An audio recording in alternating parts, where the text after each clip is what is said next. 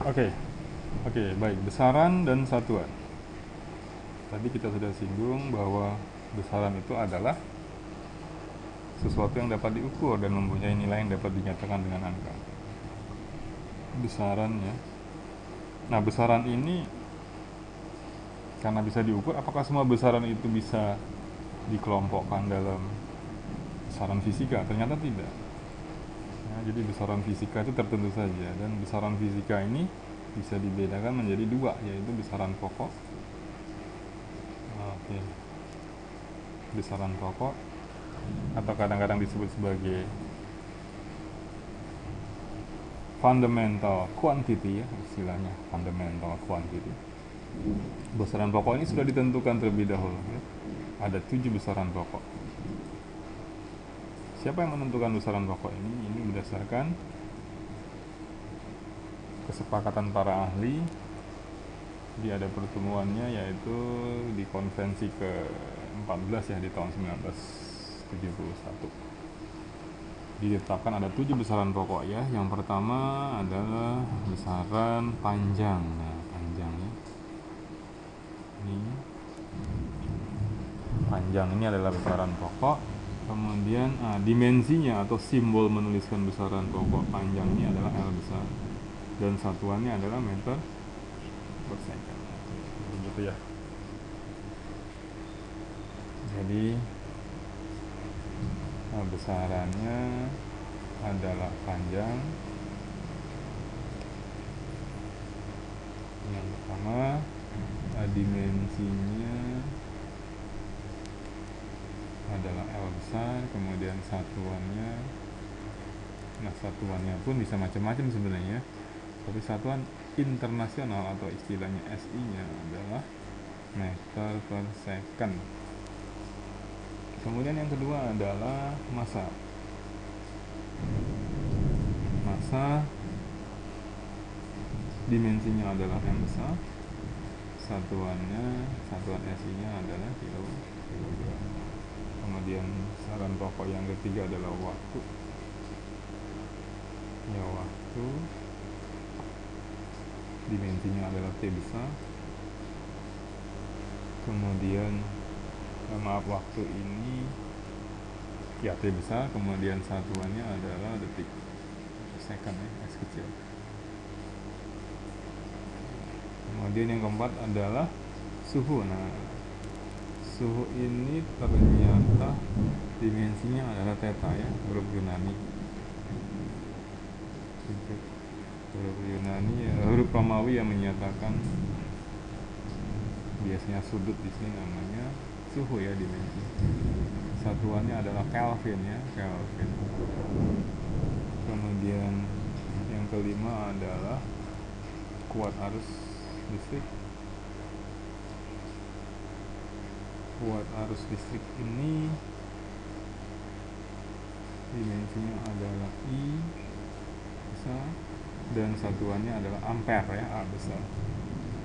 Yang keenam adalah intensitas cahaya. Intensitas cahaya ini adalah dimensinya J besar, kemudian satuannya adalah kandela, CD. Yang ketujuh adalah jumlah zat.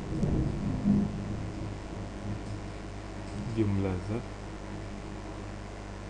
dimensinya adalah N besar, dan satuannya adalah mol.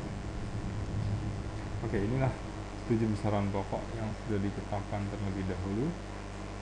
Nah, besaran pokok yang selanjutnya ya, besaran yang selanjutnya setelah besaran pokok, jadi besaran tadi dibagi dua, ada besaran pokok dan nah ini dia besaran turunan.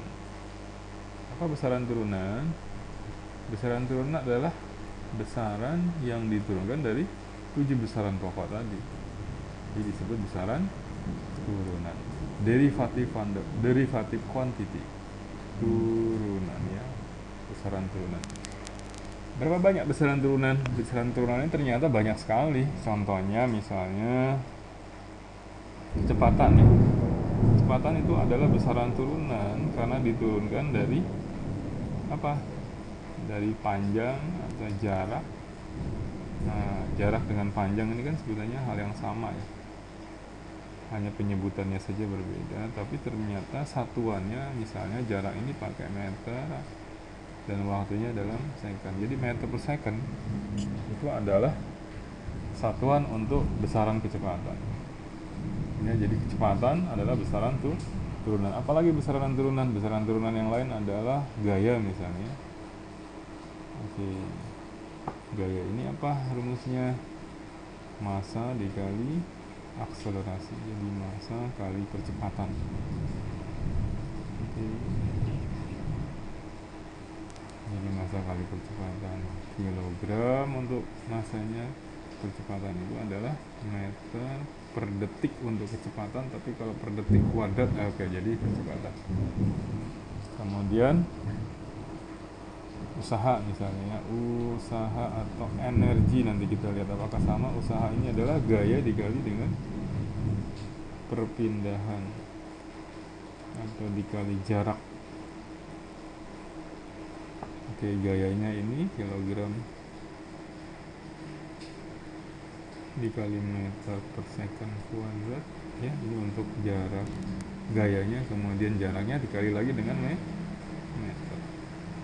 Nah, tadi juga disinggung ada yang namanya dimensi. Jadi dimensi untuk kecepatan ini biasanya ditulis dengan menggunakan kurung siku ya.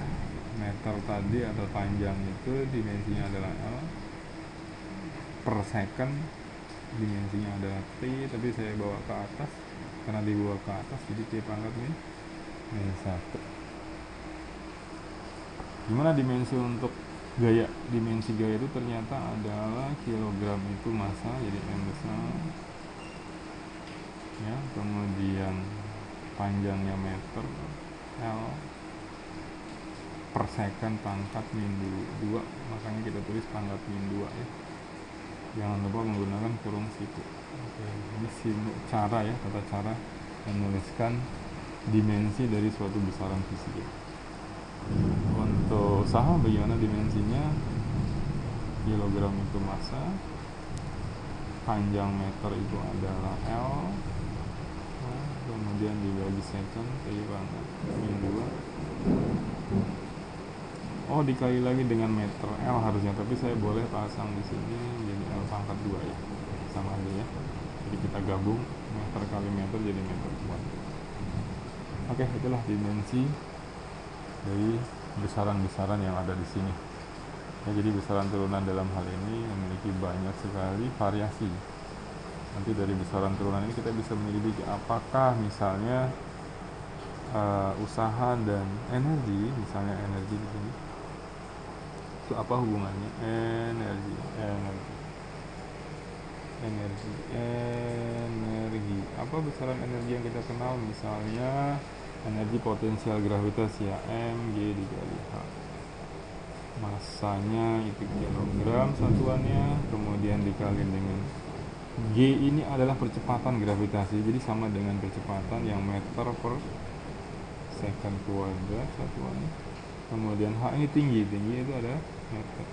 Ternyata ya dimensinya adalah kilogram M besar, meter kali meter L pangkat 2 per T pangkat minus 2, karena per ya jadi pangkatnya minus tuh. Kalau kita perhatikan ternyata usaha dan energi apa? Oh, sama saja ya.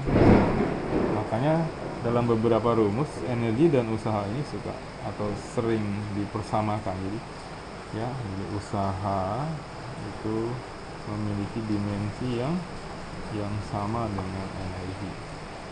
Nah, buat